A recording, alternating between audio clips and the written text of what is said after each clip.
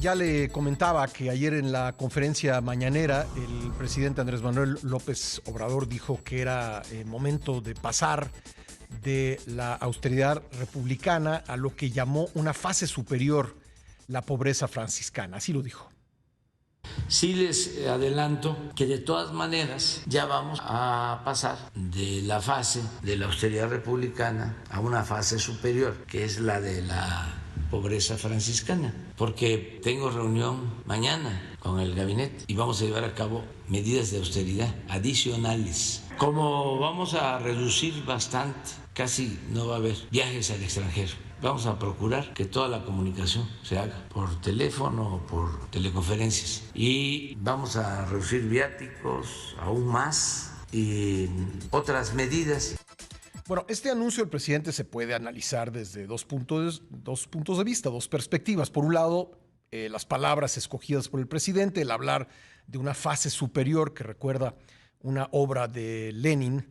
El imperialismo es la fase superior del capitalismo, publicada en 1917, y también pues, el concepto de pobreza franciscana, mediante el cual Francisco de Asís dijo que para parecerse a Cristo había que ser pobre como Cristo. Pero otra forma de analizarlo, y es lo que vamos a hacer a continuación, es qué significa para el gasto público. Y le agradezco mucho a Mariana Campos, coordinadora del Programa de Gasto Público y Rendición de Cuentas en México Evalúa, que nuevamente se encuentre con nosotros en el programa para hablar hoy de este tema. ¿Cómo estás, Mariana? Un gusto tenerte en el programa. Me da muchísimo gusto saludarte, Pascal. Bueno, a ver, ¿qué significa desde el punto de vista del gasto público? ¿Hay algo que se esté asomando en el gasto público que pues haga sentido a lo que dijo ayer el presidente, la necesidad de recortar el gasto?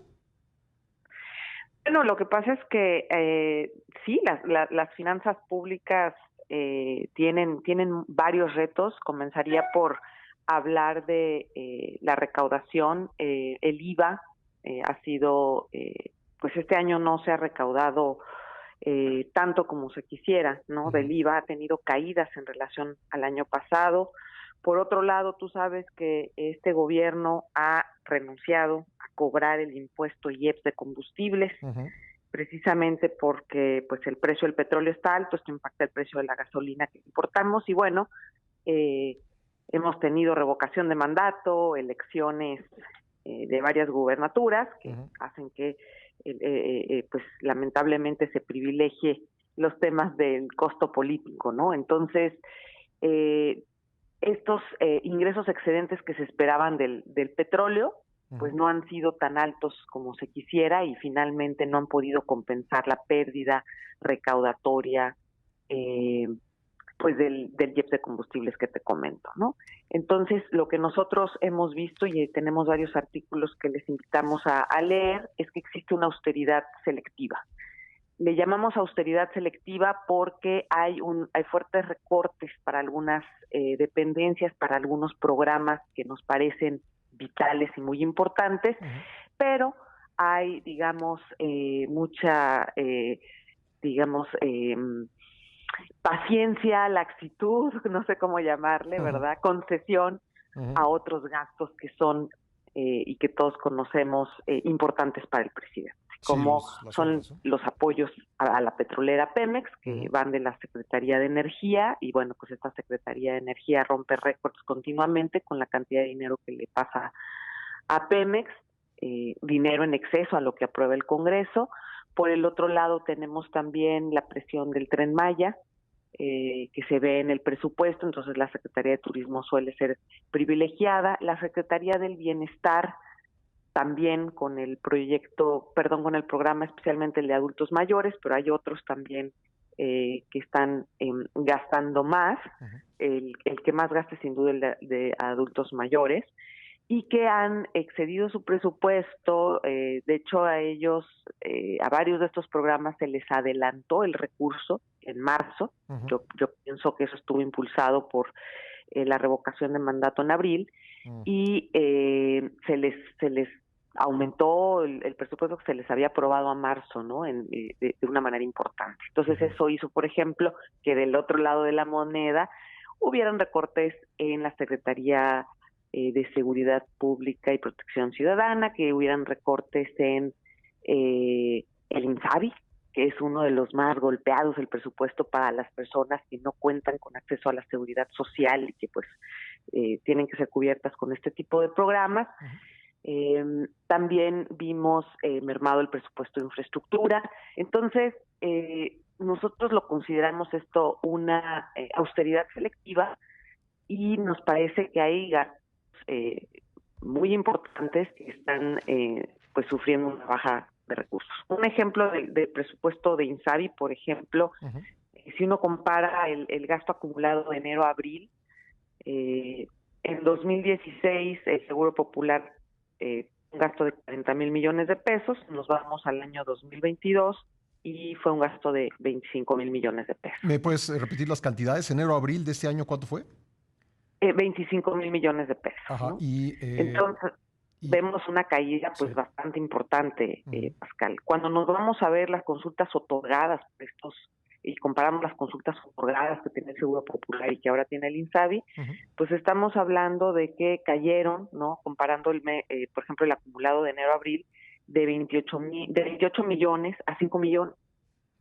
¿No? Entonces estamos teniendo de verdad una situación crítica en la atención a la salud de los más vulnerables, que sí creo que les está cayendo la austeridad y bueno, además obviamente esto está también impulsado por deficiencias en esa transición y en el modelo que se propuso de INSABI, que pues básicamente nunca se aterrizó. Agradezco mucho a Mariana Campos, coordinadora del Programa de Gasto Público y Rendición de Cuentas de México Evalúa, que me haya esperado en la línea para seguir hablando sobre el presupuesto en el contexto del anuncio del presidente de que vamos a pasar a la pobreza franciscana en cuanto al ejercicio del gasto.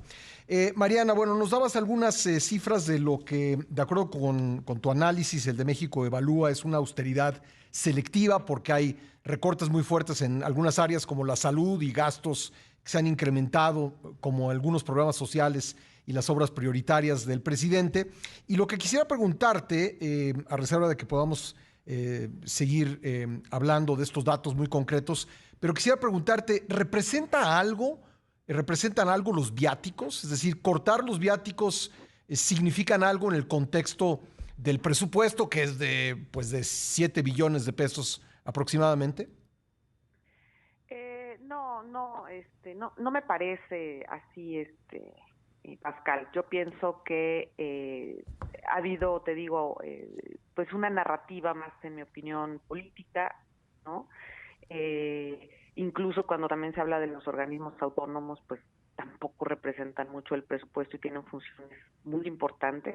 Precisamente son de las digamos, entidades públicas que han sufrido una fuerte austeridad, continuamente viven recortes.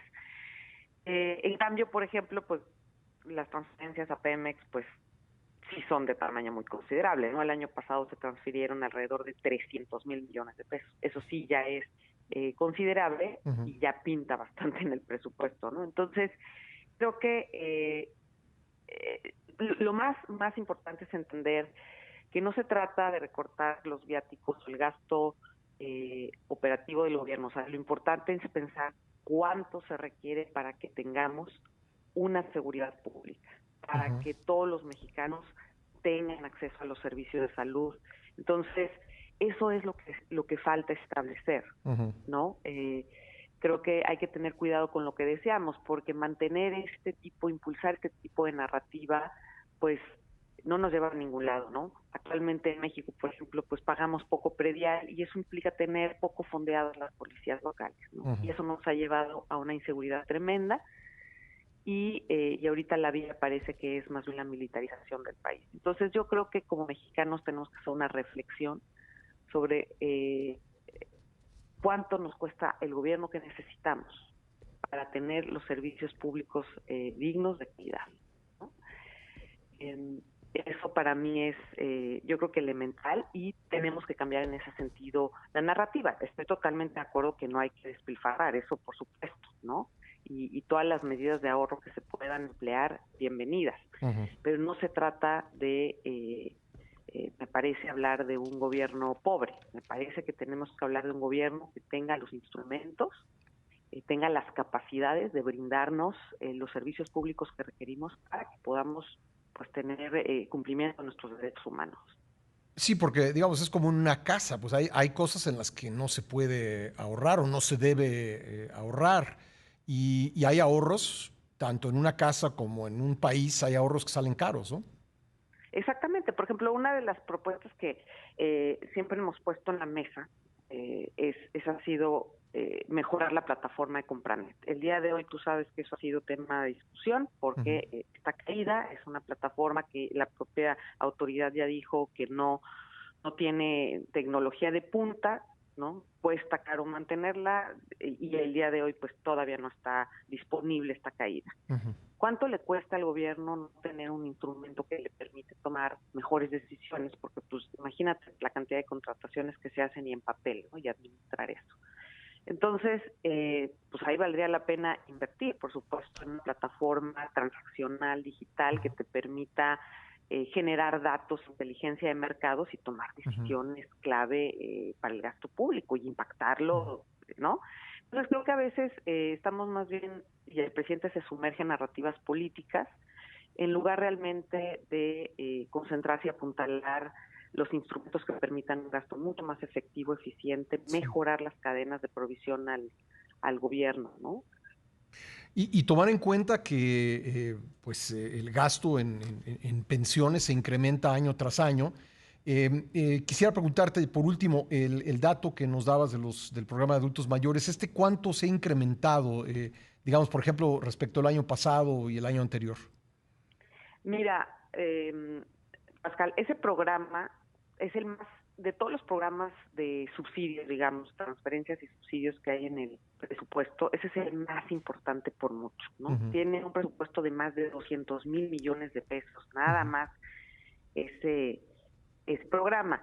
Y lo que nosotros vimos ahora, de hecho, va a ser muy bueno si platicamos después de este día, porque justo el día de mañana sale el informe del segundo trimestre, es decir, de la mitad de 2022 de finanzas públicas, y vamos a poder actualizar nuestros datos. Pero cuando hablábamos cuando los últimos datos que yo tengo es al primer trimestre, fue el cierre de marzo de 2022, lo que notamos es que este programa, digamos, de 76 programas de subsidios, en conjunto había un aumento de 60,000 millones de pesos, ¿no? Frente a lo que se había aprobado para ese marzo.